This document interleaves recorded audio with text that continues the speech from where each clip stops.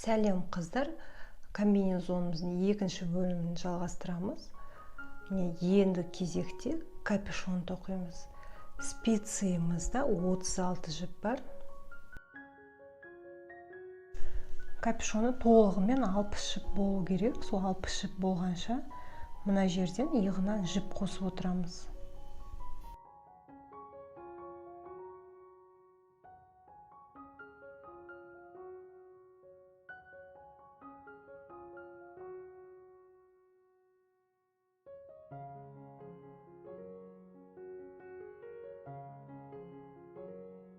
Видеода көрсеткендей, міне бір жіпті көтеріп аламыз алдыңғы иығынан.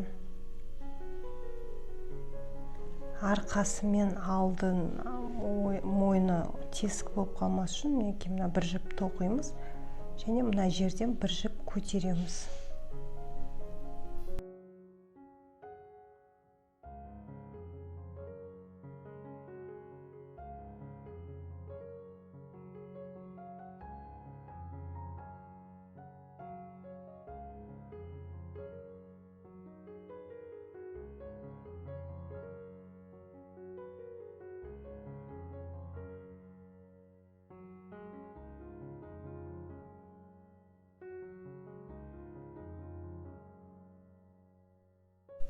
Екінші иығында тура солай былай жіпті көтеріп тоқып аламыз. Мына жіпті тоқимыз және мына жерден тағы бір жіпті көтереміз. Мына жіпті тартып қоямыз. Мінекей, қазір бір жіпті көтереміз.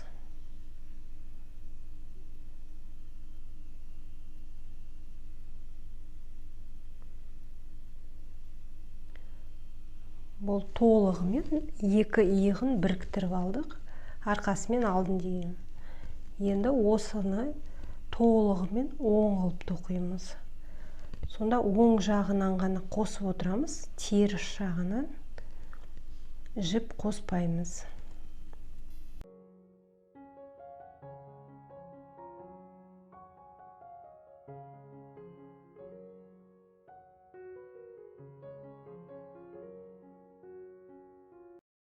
Капюшонның теріс жағы, мына іш жағы болады. Бұны толығымен жай оң қылып тоқимыз. Жіп қоспаймыз. Және қосқан жіптерімізді тоқып кетеміз.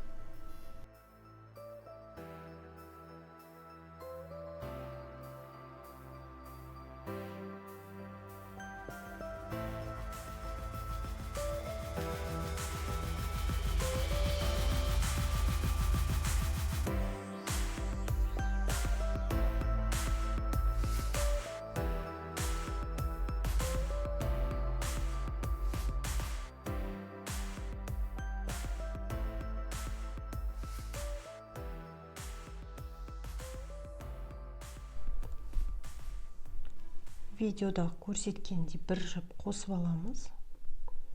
Солай екінші иығына да жіп қосамыз. Тек оң жағынан ғана жіптерді қосып отырамыз. Теріс жағынан сол қосқан жібімізді тоқып аламыз. Солай 60 жіпке толғанша қосып отырамыз. 60 жіпке толғанда оң теріс қылып жай тоқи береміз. Капюшонның ұзындығы толығымен 41 қатар болу керек.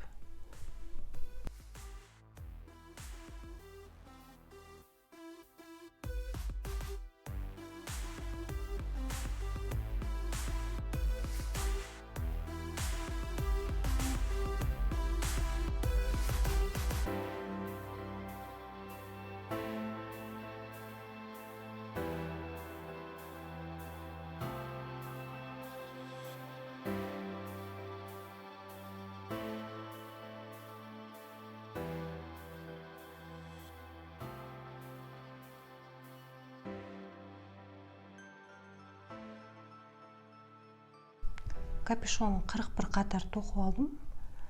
Мінекей, мына иығынан қосқаннан кейін арты деген былай түзу тұрмайды, бастың формасын алып тұрады. Енді мына төбесін қазір жабатын боламыз. Ол үшін крючокпен тура видеода көрсеткендей осылай жабамыз.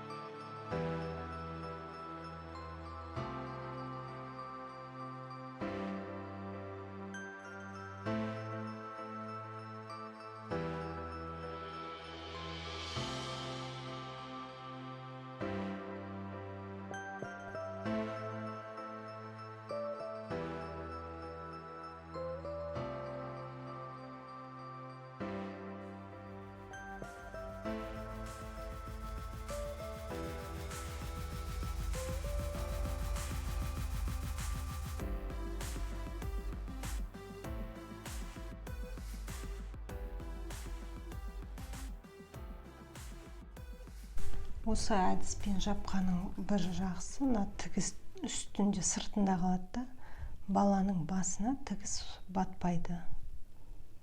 Міне осылай жабамыз тоқымамызды. Ал міне мен бір жеңін тоқып қойдым. Қазір міне екінші жеңін бастаймыз. Ол үшін мына жібімізді немесе крючок, немесе спицамен қалай ыңғайлы болады, солай жіп теріп аламыз. Міне тура видеодағы көрсеткендей осылай жіпті іліп аламыз. Жеңінің алдыңғы жағынан 15 жіп, артқы жағынан 15 жіп. Сонымен жеңіне толығымен 30 жіп теріп алуымыз керек.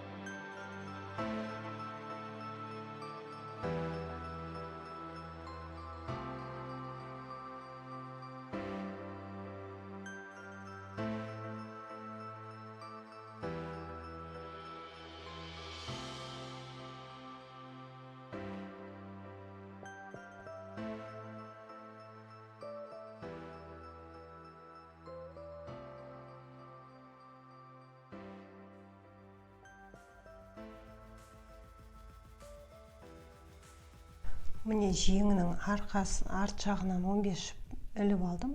Енді мына алдыңғы жағынан 15 жіп теріп аламыз.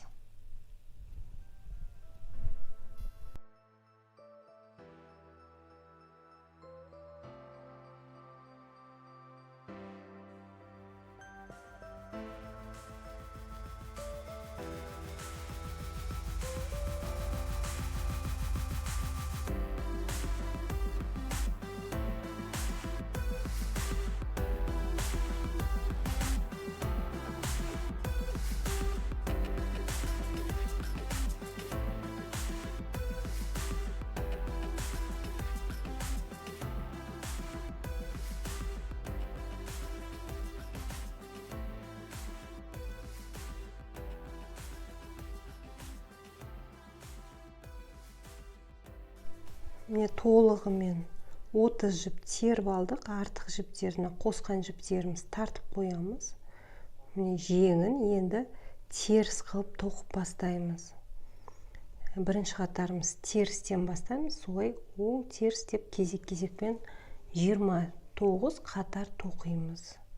Және манжетіне бір 4-5 сантиметр бір оң бір теріс қылып тоқимыз.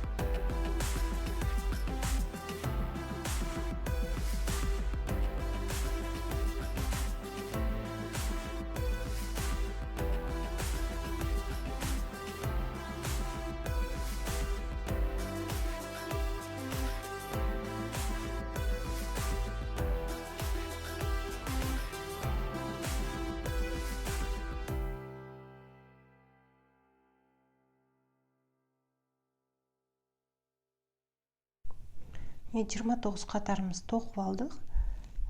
Манжетіне бір оң бір теріс қылып тоқып алдық резинкасын. Бір 4-5 сантиметр тоқимыз. Екі жеңі де дайын болды. Енді келесі кезекте ауын тігеміз.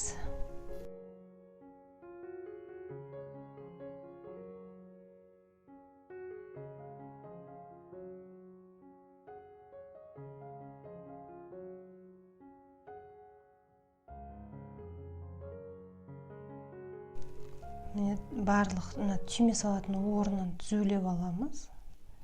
Дұрыстап бәрін біріктіріп тігетін боламыз қазір.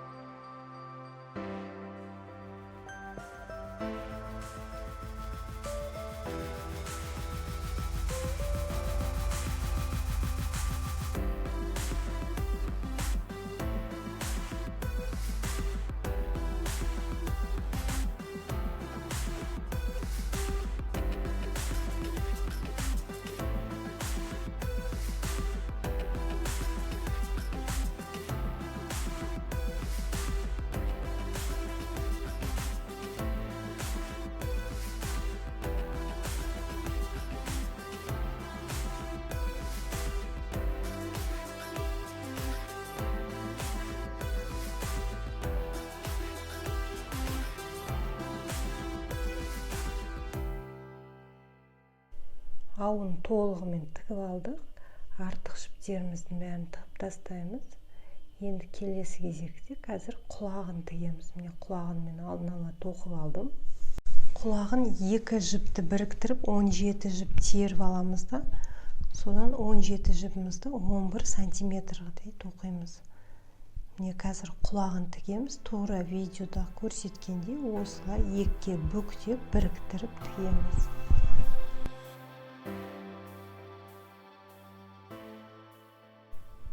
Бұл комбинезонды заказға тоқып жатырмын. Заказ берген кісі құлағы ештеңке керек емес деді. Сондықтан видеоға арнап бір құлағын тігіп көрсетемін.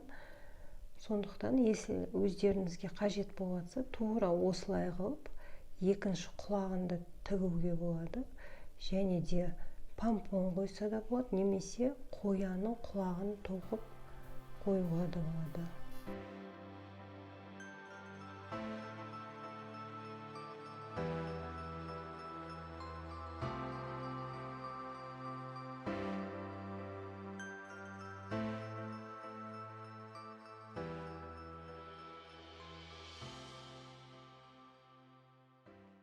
Жәнегі екіге бүктеп тігіп аламыз. Енді осы көктегендей тігеміз. Осы жіпті қатты қып тартамыз. Сонда былай құлағымыз пайда болады. Осыны біріктіріп қосамыз да құлақтың формасын жасап аламыз.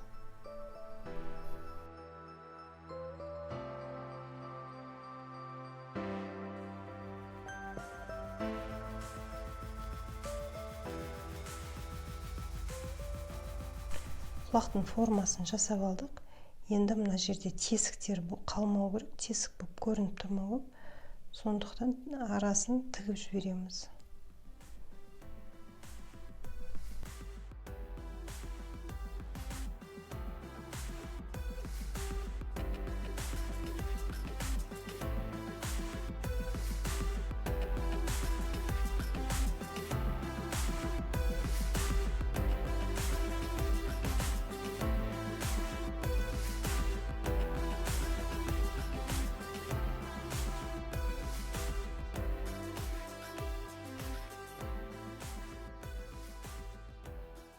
Артылған жіптерін тура түбінен кесуге болмайды.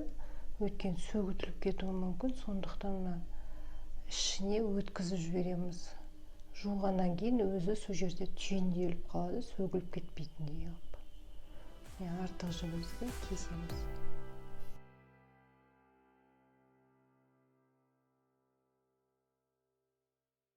Аюдың құлағын дайындап алдық. Енді қазір тігетін боламыз. Ол үшін бірінші қалай көрінетінін бірінші өлшеп аламыз, қай жерде тігетінімізді. Мінекей қайырып, мына жерден бір 6-7 қатар тастап, тура ортаңғы тігістен инемен қадап қойса да болады. Міне осы жерден қазір тігіп бастаймыз.